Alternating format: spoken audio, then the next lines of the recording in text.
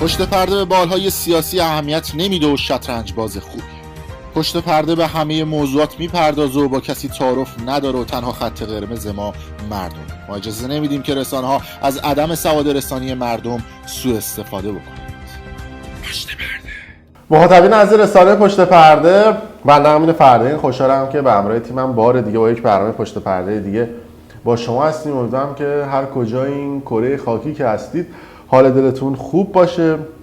چند روز پیش یک نامه از سمت سازمان نظام پزشکی کل کشور منتشر شد که شیرینکاری سلبریتی ها رو قشنگ نشون میده و بارها گفتم که آقا این سلبریتی ها وقتی ازشون بت بسازیم میان و از اون معروفیت و محبوبیتشون سوء استفاده میکنن و نامه‌ای که از سمت سازمان نظام پزشکی اومده بود بیرون مبنی بر این بودش که سلبریتی های عزیز در اولویت تزریق واکسن کرونا قرار بگیرن. نامه‌ای که برای وزارت بهداشت صادر شده بود از سمت مدیر کل روابط عمومی سازمان نظام پزشکی. مخاطبین عزیز رسانه پشت پرده سلام، لطفاً ما رو سابسکرایب کنید. ما نشان نقره یوتیوب رو دریافت کردیم. خواهش می‌کنم ما رو سابسکرایب کنید. دوستان عزیز، برای بار چندم دارم میگم ما رو سابسکرایب کنید. آقا سابسکرایب کن که می‌خوای چیکار کنی؟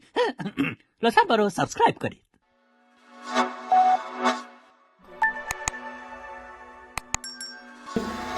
دلیلشون و فتوایشون هم این بودش که چون کسانی که در تلویزیون هستن، در سینما هستن، هنرمندن، بازیگرن، سلبریتیان،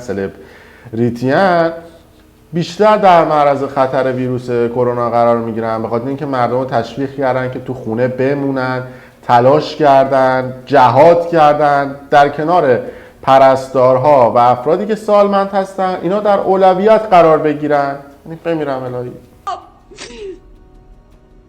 بسه نوح خوندن، بسه. عقل چی میگه؟ علم چی میگه؟ بسه دیگه. خسته شدیم. من بازیگر توی خونه باید زنده به گور بشم از ترس اینکه از کرونا نرم. کی پول منو میده؟ کی زندگی منو میچرخونه؟ من یه نفر از این آدما نمیتونن نون و تخم مرغ بخورن، نمیتونن نون و ماست بخورن. کجایید؟ کدوم رونق اقتصادی؟ نکنه شما تو سوئیس زندگی میکنین، ما داریم تو ایران زندگی میکنیم. من خسته شدم. از اون طرف شما در نظر بگیرید، یعنی کسی که راننده تاکسیه، معلمه، حالا معلمه که الان دیگه غیر حضوری شده، تاکسی ها و کارمندهای بانک و یه سری مشاغلی که مستقیم با مردم در ارتباطن، اونا تو اولویت قرار نگیرن، ولی سلبریتی ها تو اولویت قرار بگیرن که بهشون واکسن بزنن. در هیچ کجای این جهان پهناور، در هیچ کدوم از این کشورها یه همچین قانون من درآوردی نیست. تو ایران نامه میزنن، فکر میکنن چه متنی بنویسن، وقت خودشون رو تلف میکنن که بگن آره بمیریم، گناه دارن، یه واکسنی هم واسه این هنرمندا و سلبریتی ها بزنیم. حامد بهداد میومد و داد میزد و یقه خودش رو جر میداد، میگفت آقا به ما نگید سلبریتی، ما مردم عادیم. بعد الان یه همچین نامه میاد بیرون، من نمیدونم چرا امثال حامد بهداد ها سکوت کردن و هیچ موضعی نمیگیرن. چه فکری؟ یا بریم اون واکسن رو بزنیم.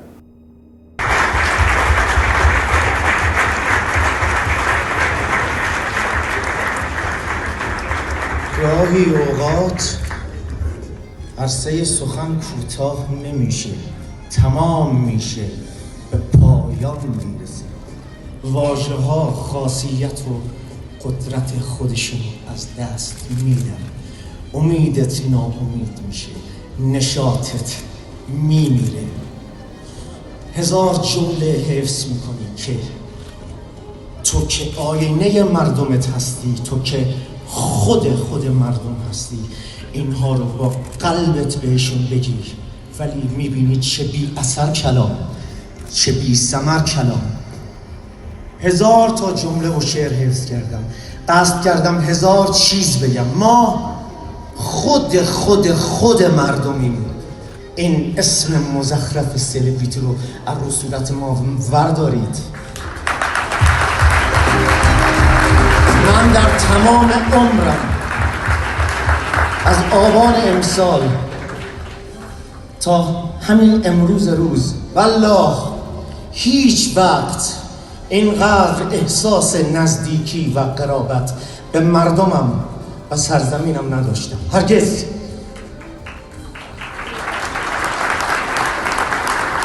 مرور کنید ببینید آیا ما امیدی به آینده داریم؟ قلبی، روحی، عشقی از ما باقی مونده؟ کدوم سکوت رفیق؟ کدوم سکوت قبیحه؟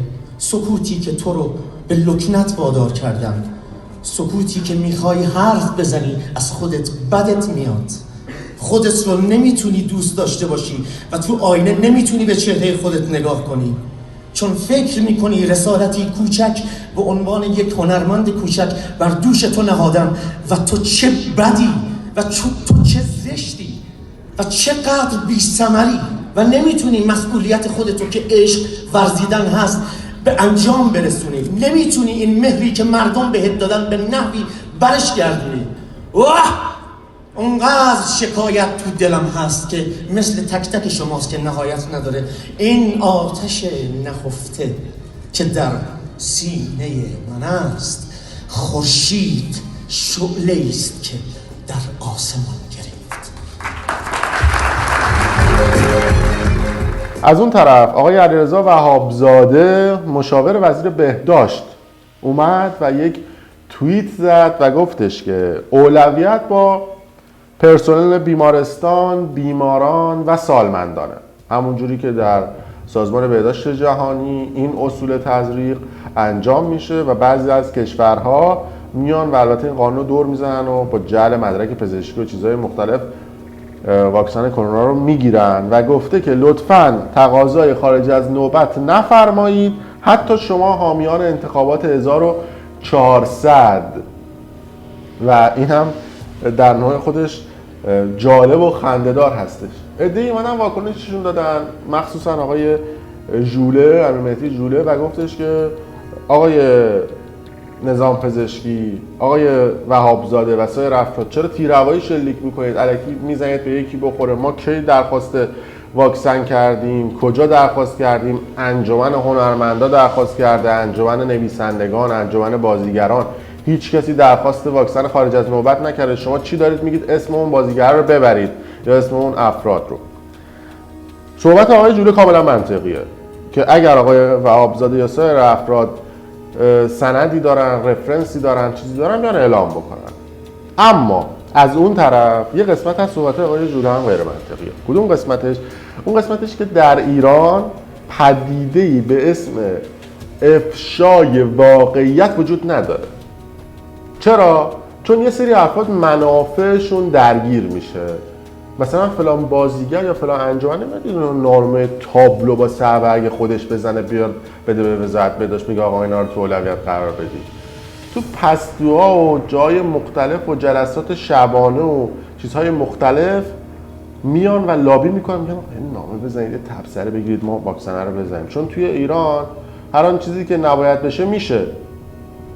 در همه جای دنیا شبکه‌های اجتماعی تقویت میشن، سرعتشون بیشتر میشه، تو ایران زارت فیلتر میشن. بعد جالبه که فیلتر که میشن مسئولینش هم تیکه آبیشو میگیرن. به شما آقای جوله واسه رفت بگم که قانون توی ایران فقط واسه مردم عادیه، نه واسه مدیران و وزرا و مسئولین. پس این حرف شمایی که میگید بیان اعلام میکنن، 100 سال نمیان اعلام میکنن. برای چی میان اعلام میکنن؟ خودشونو خراب بکنن، میگن که فلان اتفاق افتاده. بیشتر این سلبریتی ها خب که شدن سلبریتی از دو حالت خارج نبوده، یا خوب سرویس دادن یا وصل بودن به یک جریان خاصی که بهشون فیلم دادن، سریال دادن بازی بکنن، یا تهیه کننده‌ای که رانت و لابی زده با سازمان ها و جریان های مختلف. از اون طرف هم گفته بودن که خانم معتمدآریا و آقای حمید فرخ نژاد در اولویت بودن که فشار می‌آوردن ما واکسن بزنید. البته من بعید میدونم وقتی اسامی اینجوری تابلو میاد بیرون بدونید که فیک و دروغه. از اون طرف خانم معتمدآریا تکذیب کرد، آقای فراخ نژاد هم تکذیب کرد، ما اصلا تو اولویت نبودیم، هر کی اومده گفته ما تو اولویت می‌خوایم باشیم واسه واکسن کرونا بیاد خیلی رک و شفاف بگه. اما این نامه‌ها وقتی میاد بیرون شما شک نکنید یه فشاری بوده که این نامه بیاد، وگرنه اون مدیر کل سازمان نظام پزشکی که توهم نزده که مثلا بگی خب حالا یه نامه بدیم اینا رو تو اولویت بذاریم، از تو جیبش در نیاورده. یعنی شما شک نکنید از یه جریانی از یک سمتی فشار آوردن. و جالبه که آقای وهابزادی اشاره به انتخابات 1400 میکنه، یعنی شما شک نکنید افرادی در پشت پرده هستن که در انتخابات سال 96 یه سری تیم ها رو دور خودشون جمع کردن که سلبریتی های مختلف بودن که بیان حمایت بکنن از آقای روحانی. یکی از این لیدرها خود آقای شریفی نیا بود که لیدر اصلی بود و به بازیگرها میگه آقا برید حمایت بکنید از آقای روحانی. آقای جوله هم میاد واکنششون میده و میگه که ما اصلا قرار نیستش که از کسی حمایت بکنیم در سال 1400. خدا رو شکر گفته که ما یه بار حمایت کردیم، حاصلش شد شما که دارید بین ما اختلاف میندازید و عملا شست یارو گذاشت کنار به خاطر اینکه آقای جوله اومد حمایت کرد از آقای روحانی تا تونست یه سری کارا انجام داد. اما خب خروجیش این شد که خودش ممنوع تصویر الان در تلویزیون و سایر بازیگرها دیدن هیچی بهشون نمیماسه، الان هم دارن حمله میکنن به یک جریان سیاسی خاص و مطمئن باشید که این حمله ها هم ادامه خواهد داشت. اما چهره واقعی این سلبریتی ها رو شما در هفته های آخر انتخابات ریاست جمهوری 1400 خواهید دید. این ویدیو ضبط خواهد شد و ثبت خواهد شد و شما یکی دو هفته مونده به انتخابات 1400 ببینید کدوم بازیگرها و سلبریتی ها قش میکنن به سمت یکی از انتخابات کاندیدای ریاست جمهوری 1400. ثبت بکنید و ببینید، چون خوب بهشون پرداخت میشه، خوب بهشون وعده داده میشه اگر من رئیس جمهور بشم به شما چه امتیازی بدم. در هر صورت مرسی که تا این لحظه با ما همراه بودید. اگر دوست داشتید ویدیو رو لایک کنید و برای دوستان خودتون به اشتراک بذارید. مرسی از شما.